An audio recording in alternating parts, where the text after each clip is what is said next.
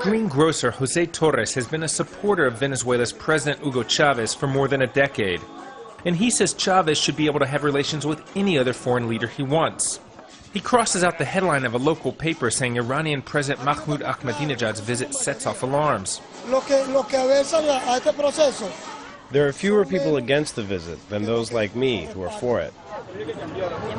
But this woman says Ahmadinejad's visit is evidence that Venezuela is on the wrong path. Our crazy president likes all the other crazy leaders from abroad, even those who have died, like Gaddafi. This is Ahmadinejad's fourth visit to Venezuela. He and Venezuelan President Hugo Chavez see themselves as allies against what they call U.S. imperialism.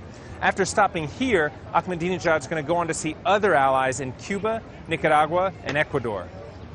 A former Venezuelan diplomat who served under Chavez says the number of Latin American countries Ahmadinejad is not visiting says something about his relations with those leaders. Brazil, Mexico, Argentina, Colombia, countries with very distinct politics and points of view, haven't invited Ahmadinejad. Tensions have been rising between Iran and the European Union and the U.S. since late December. That's when Iran threatened to close the Strait of Hormuz if the West followed through on threats to sanction its oil exports. The U.S. Navy responded by saying it would not tolerate such a blockade. Around 40% of the world's oil passes through the strait. Ahmadinejad's latest Latin American tour comes as many scholars say Iran is feeling the pinch of sanctions against its nuclear program. This is a good time to go because Iran seems to be in trouble economically, politically. Seems to be isolated diplomatically in the world, and it's always good to show that you have at least some people who are with you when times are tough. Many countries in Latin America have supported Iran's nuclear program, which it says is for peaceful purposes. Iran has been courting Latin America for years, opening embassies across the region and signing trade deals. Ahmadinejad's trip to the region is meant to secure more of those trade deals. That he's doing so right in the U.S.'s backyard is no doubt a plus. Adam Rainey, Al Jazeera, Caracas. For more on the visit, I'm joined by Reza Marashi of the National Iranian-American Council. Thank you very much for being with us. Why is President Mahmoud Ahmadinejad making this visit to this hemisphere? I think that there are practical reasons and there's psychological reasons. So working backwards, psychologically, his political faction is getting ready to take part in elections that are coming up in March. Just like Hugo Chavez is up for election now. So to show that you are not isolated internationally, to show that you have supporters across the world and you're a worldly statesman, plays to your base. All politics is local. But there's also practical reasons. Iran is facing the most draconian sanctions it's ever faced in the 32-year history of the Islamic Republic, and making partnerships with countries like Venezuela allows them to skirt the sanctions and utilize foreign banks because their own are being watched so heavily right now. What do you think Washington is going to make of this visit right in its backyard? How is it going to read it?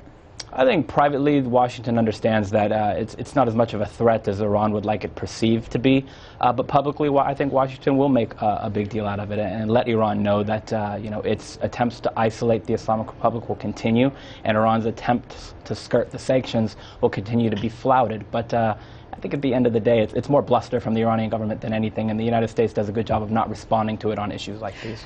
But on a concrete level, why wouldn't the United States be concerned if Iran is trying to make alliances in Latin America, particularly with the likes of Hugo Chavez, right here, in its backyard? Well, it's not that it's not a cause for concern. In fact, it is if it becomes something that's sustained over a longer period of time. But over the 32-year history of the Islamic Republic, we've seen that Iran doesn't really have any friends in the world. It has business relationships. And I think that's what this is with Venezuela and other Latin American countries, is they're trying to create business relationships that prevents their isolation from the international community writ large. It also helps that Venezuela and Iran are both part of this so-called resistance bloc that opposes what they perceive to be as Western hegemony. So how will this trip help Iran expand its influence in this region? I don't think Iran really has the ability to get a foothold in Latin America per se. I think at the end of the day, because all politics are local, this trip will help Iran find new ways to They're not going to be signing any big deals, any big economic deals? It's not whether or not you sign the big deals. It's whether or not you operationalize the big deals after you sign them. And whether it's China, other Asian countries, Latin America, Iran has a track record of signing big deals and them not really playing out after 1 to 2 years passes. So I think this is going to be more of the same from the Islamic Republic, and it's more bluster than anything. All right, Reza Marashi, thank you very much for talking with us. Venezuela's president played host to a neighbor on Saturday. Hugo Chavez met Peru's leader Ollanta Humala in Caracas, and the two men signed a series of agreements. Peru's state oil company will help develop the Orinoco oil belt in Venezuela. Other deals involved migration and cutting tariffs on certain goods.